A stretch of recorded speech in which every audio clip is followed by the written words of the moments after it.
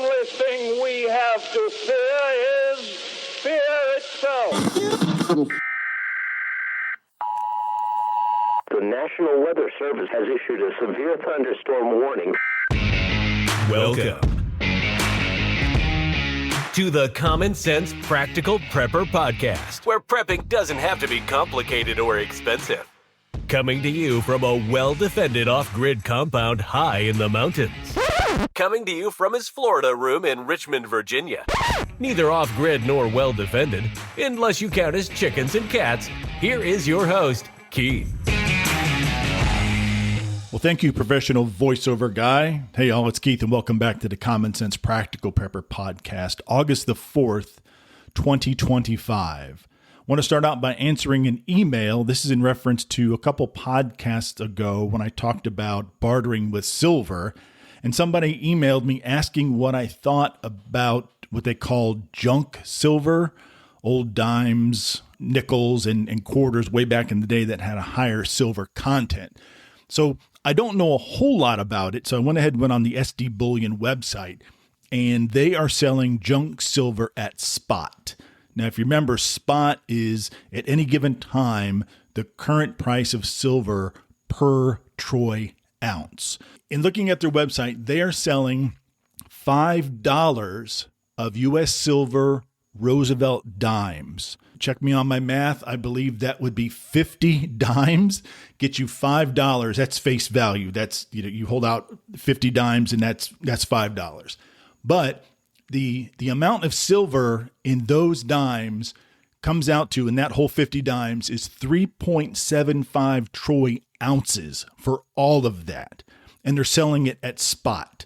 So if that 50 dimes has 3.75, you multiply it by the spot price, and you pretty much come out to about $135 like right now if you were to purchase that. So it sounds kind of crazy. You're like, wait a minute, I'm paying $135 for $5 in dimes. I'm not sure if that's such a good deal, Keith. But remember, you're purchasing it for the silver content, and then I guess for the melt content. And I don't have like a crucible. I'm not going to be going through all of my change and looking for dimes and melting dimes and trying to remove the silver from the other stuff. That's not what I'm going to do. But I guess when it comes to bartering, those dimes might come in handy. Silver has an intrinsic value. Unlike paper currency, silver as a currency tends to be more stable. So that's basically what junk silver is. If you go to sdbullion.com or any of the other precious metal sites, they'll sell just like a big canvas bag of like $1,000 coins face value, but then you had spot, the premium, and that sort of thing. So it's something you can look at, but I'm not really so sure. Like I talked a few podcasts ago, is someone, for those 3 dozen eggs, is somebody saying, okay, well, Keith, I'll give you these 50 dimes, which cost them $135. I'll give you these 50 dimes, but remember, in this whole handful of 50 dimes, there's 3.75 ounces of silver. To me, that just gets a little complicated trying to do the math. But again, it goes back to what somebody is willing to pay for any particular item. So it may sound crazy, but $5 worth of Roosevelt dimes that is worth $135 silver-wise might be worth that. But then again, if you take that into a coin shop, you paid $135, you take it into a coin shop, you're going to lose money today because you pay $135, you go in tomorrow, the gentleman at the coin shop might give you $127. It's certainly not going to get $135, but the price of silver goes up. Like anything else, you paid $135. If silver goes up $5, $6, $7, $8 a troy ounce, then I guess when you take them to the coin shop, you're going to be looking at a little bit more of a profit once the coin shop owner tax on their costs. So it's weird. It's not as, to me, it's much cleaner to have a silver eagle or a Morgan dollar or a 1 ounce generic silver round, because you don't have to worry about, so the silver round is 0.999% silver, as opposed to 50 dimes is 3.75 ounces. To me, the math is a whole lot easier with just a 1 ounce silver round or Silver Eagle, Morgan Dollar, whatever it happens to be. All right. So that's my little spiel on junk silver. And I probably confused you as much as I confused myself. Okay, what I want to talk about is I was thinking the other day, how do other countries view preppers and prepping? So here in the United States, the first thing you think of if you're a non-prepper, the first thing you think of is you probably go to that Doomsday Prepper show they had on Discovery Channel. I'm not even probably in reruns right now. I watched a few of those years ago, and I thought to myself, those people are nuts. They were so over the top. So I kind of get the stigma or the stereotype that preppers are a bunch of right-wing lunatics that have totally lost their minds and they're waiting for the zombie apocalypse or, somebody to drop a nuke on the East Coast. It just seemed over the top, and I get it. It's all scripted. So I'm not really sure that the Doomsday Prepper show or the series did justice to those of us who take it very seriously, who aren't walking around in hazmat suits, 24/7, waiting for the zombie apocalypse. So I did some digging, and I went to my favorite AI program, and I backed it up with other sources of information. I've said it a million times. Just don't take the word of one AI program. 2 years ago, or even 6 months ago, I'd say don't take the word of just one website, because what AI does, it scrubs the internet, or it scrapes the internet. So when you ask Grok or another AI program, Copilot, or whatever all these AI programs are called, don't think that you're talking to like this little robot mind out in the ether coming up with its own ideas. AI is programmed, and it's going to scrape the internet given some guardrails that the programmers assign ahead of time, if that makes any sense. So you're not getting any new information. To you, it might be new, but the AI program is not like groundbreaking, some trailblazer giving you information that no one has ever thought of or no one has ever read or created. Okay, we'll start with the United States. This is going to be an easy one. So prepping is mainstream, and it continues to grow here in the U.S. It's estimated 23.5 million preppers, $11 billion annually that are spent on prepping and prepping supplies. Once, and maybe to some extent, was associated with far-right groups or conspiracy theorists. Don't get me wrong, there's plenty of those out there. But now prepping is seen as more a pragmatic response to diverse risks like natural disasters, political polarization, and economic instability. All right, that makes perfect sense. Hedge on inflation, supply chain disruption, and things along that lines. Frequent natural disasters, hurricanes, floods, wildfires, political unrest, all of these things kind of go into why certain people prep the way they do. If you're located in Florida, you're probably looking at hurricanes. You're out in California, out west, you're probably looking at wildfires, not really hurricanes. Earthquakes, it's pretty much going to get you wherever, and tornadoes and severe storms in the Midwest for the most part, but it's becoming more and more mainstream, maybe. But as you know, the government and FEMA, they promote 72-hour kits. You can go to FEMA.gov, and it gives a lot of details on what you need to build out for your 72-hour kit, where you can take CPR classes, stop the bleed classes. So there's a little bit of crossover. So it's not necessarily some underground movement prepping here in the United States. It's becoming much more mainstream. I know folks on both sides of the aisle that prep. I know some folks that are liberals that prep. I know folks that are conservative, Republicans that prep. And I know people in the middle, I guess that'd be libertarians, they also prep. It really has nothing to do with your political affiliation per se. It's just how you view the world and what may or may not happen. It's about self-reliance. Let's put it that way. Just take politics out of it, and you just call it self-reliance. I'm going to take responsibility for my actions. My actions have consequences. I'm going to do what is necessary to protect myself and protect my family, regardless of my politics, regardless of what happens outside. I'm going to do what I need to do to protect myself and protect my family. Political agendas, just remove it And it's easy to throw it in. It's easy to point fingers, but just take the politics out of it. And if you do anything, the smallest thing, you go to Costco, you go to Kroger, and you get 2 extra flats or 2 extra containers of bottled water, 36 bottles, 48 bottles, you're a prepper. And I'm sure people are like, wait a minute, don't you call me a prepper for just getting a couple extra things of water at Costco.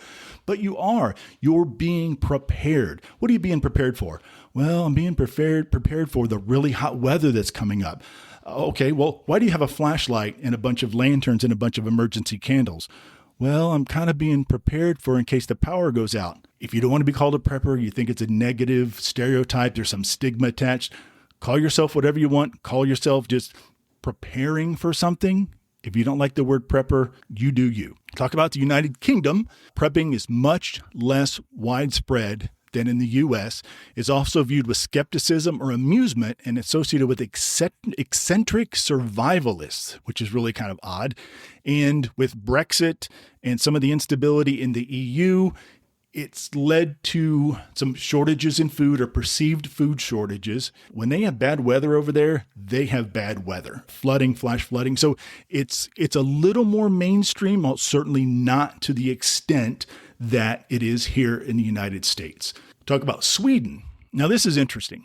Prepping is increasingly mainstream and government endorsed, spurred by geographical tensions with Russia. Well, that makes sense. I mean, it's their neighbor. Once considered a fringe movement, preppers are now seen as practical, with the government mailing 5 million households a booklet in 2018, If a Crisis or War Came, that's the title of it, urging folks to have a 72-hour kit and self-sufficiency. See, that's not so bad.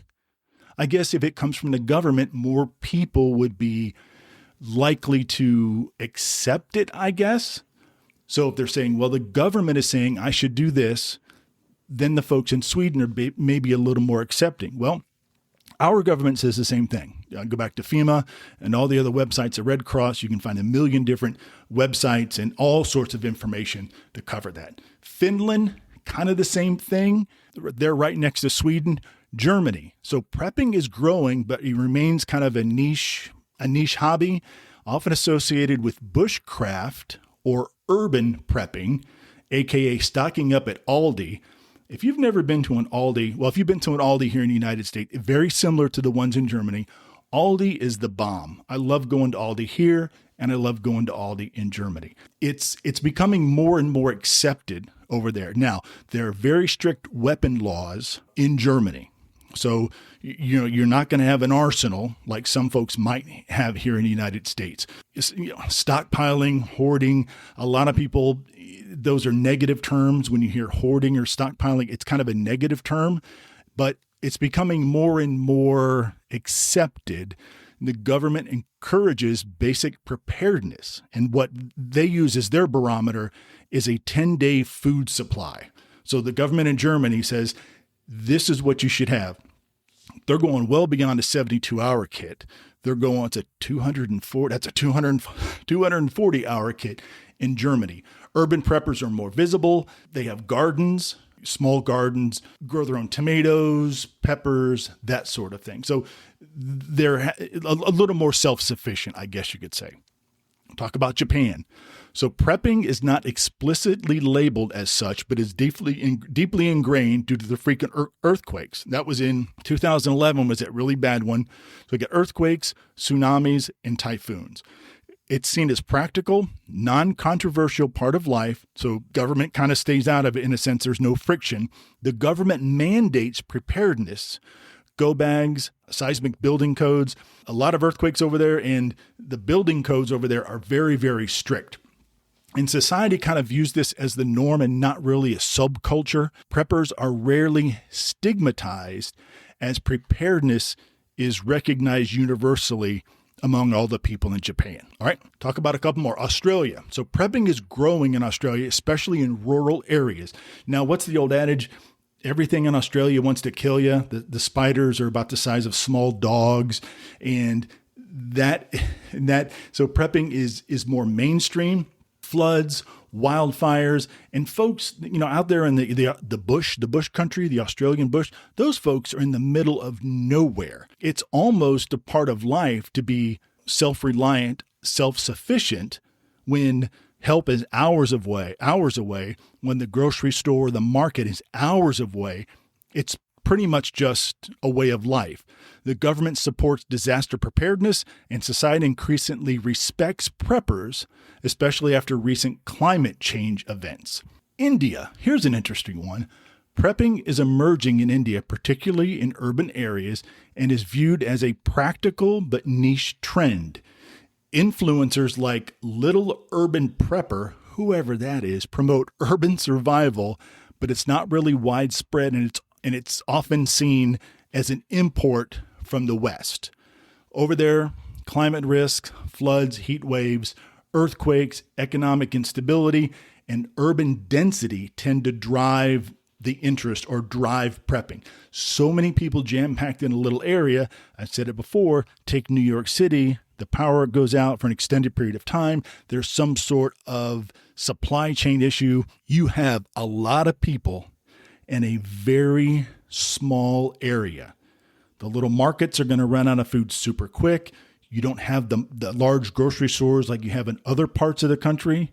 So the little markets, the little corner markets, the bodegas are going to be overrun and emptied very, very quickly. So globally, prepping is increasingly being accepted. It's on the rise globally, driven by climate change, geopolitical tensions, and pandemics. Once mocked, preppers are increasingly seen as practical, with governments Sweden, Finland, and Japan that normalize preparedness. Now, here in the U.S., it's not really normalized. It just depends on where you look. So if you look towards FEMA and the Red Cross, then there's a lot of information out there. So the information's out there. It's not like it's being hidden. But I really don't understand the negative stereotypes and the negative stigma that is there such thing as a positive stigma? And the stigma that is associated with prepping and preppers, some preppers and some types of prepping, here in the United States. As anything else, folks, there's always bad apples. There's bad cops, there's bad doctors, there's bad lawyers, the people that bag your groceries at Kroger, it's always the bad person or the negative aspect that's focused upon that kind of gives everybody else kind of a bad name. Was it one bad apple spoils the whole bushel or spoils the whole bunch? So that's what at times the media will tend to gravitate to, kind of like the Doomsday Prepper series. Those people were just way over the top. So I can see people not familiar with prepping watching one of those shows and going, oh my gosh, I don't want to do anything like that. Those people are nuts. Maybe it was done for effect. Maybe it was done for ratings. I don't know. But I don't quite understand the negativity that's associated with it. You're doing what you need to do. You would hope your friends, your neighbors, your government, local government, federal government, what have you, be encouraged by the fact that you are being prepared, you are self-reliant. So when the power goes out, when there's some sort of supply chain issue, they don't have to worry about a certain percentage of the population as much as they do the others that are not prepared.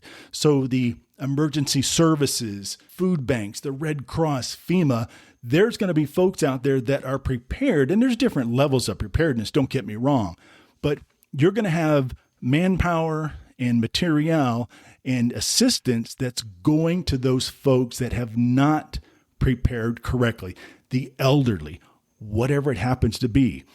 You are not going to have to find a first aid station, an emergency food relief cache, or whatever they call them.